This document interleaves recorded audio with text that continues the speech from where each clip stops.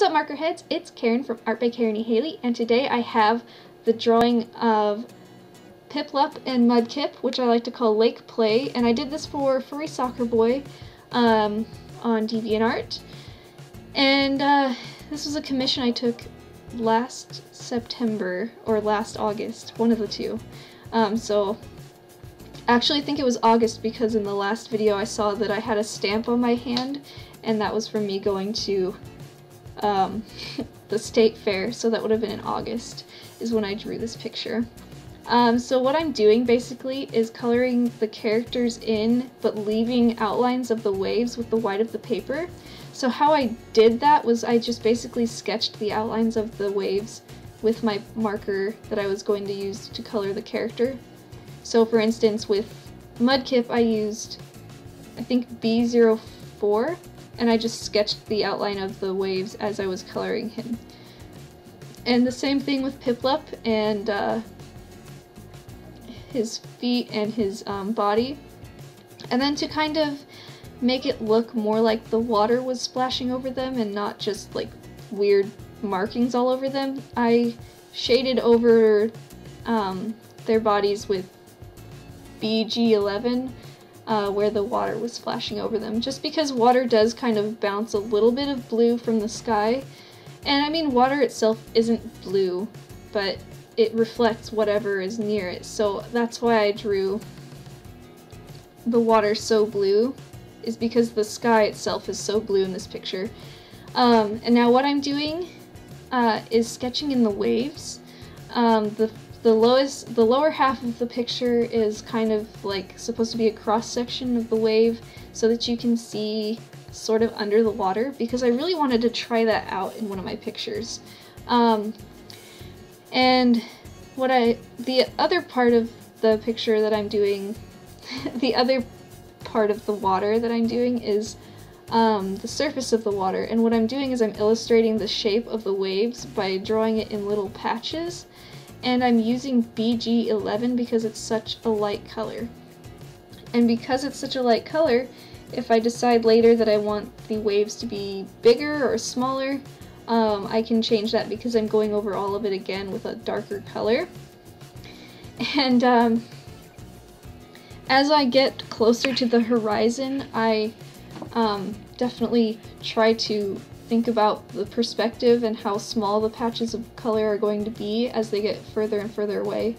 And it's hard to know exactly how to do that, because I mean, I always eyeball it and it usually turns out okay.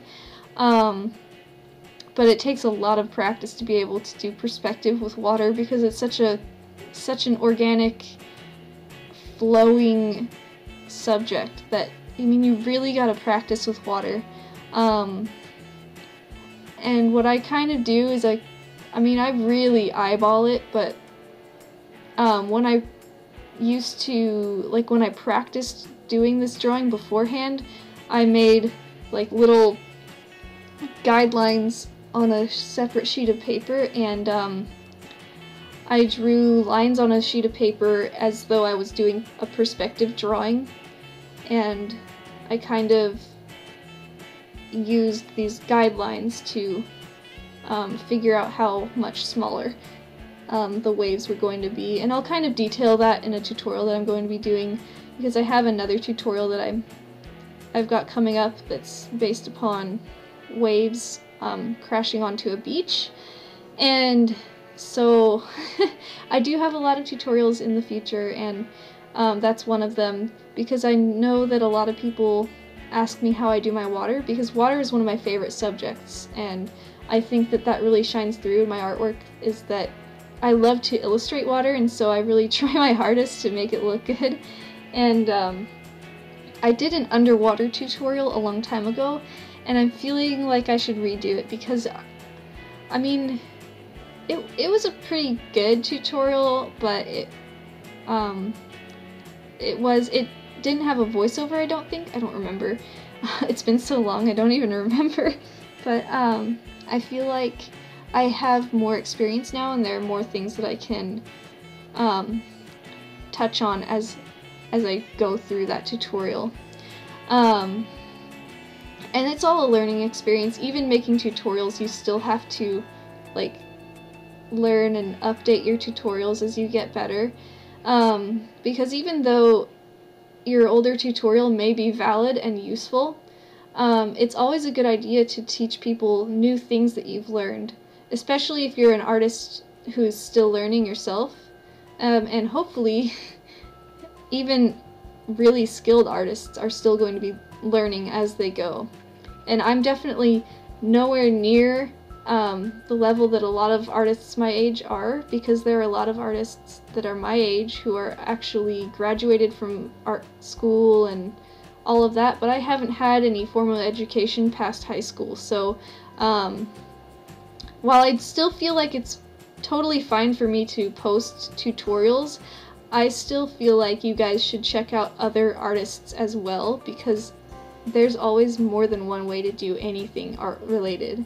And there's a kind of discussion going on online right now about artists and their ability and qualifications regarding whether they should be teaching people how to draw.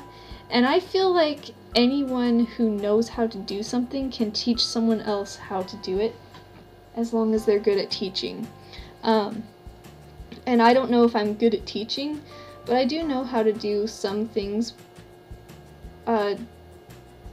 fairly well, I would hope.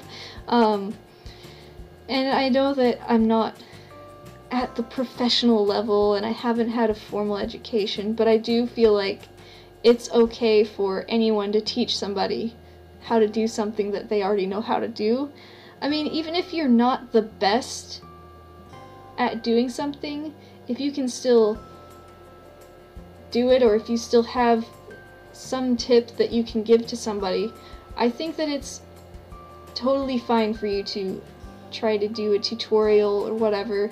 And if someone says, oh, you shouldn't be doing tutorials, well, obviously they're just being a little bit too pushy, but I mean, they can have valid points. It's just like, you know, it's just hard to explain. If someone says, oh, maybe you shouldn't be doing tutorials, they might be saying like, oh, there's a better way to do it or whatever, but they're not doing it they're not saying it in a very kind way. So it's kind of hard to try to want to do tutorials, because there's a lot of people who criticize others who teach how to do artwork. And I mean, there's always the fear of criticism, and so that's something that, like, I don't know, I've wanted to talk about it, even though I have no real direction with what I want to say. I'm just, because it's something that I kind of, like,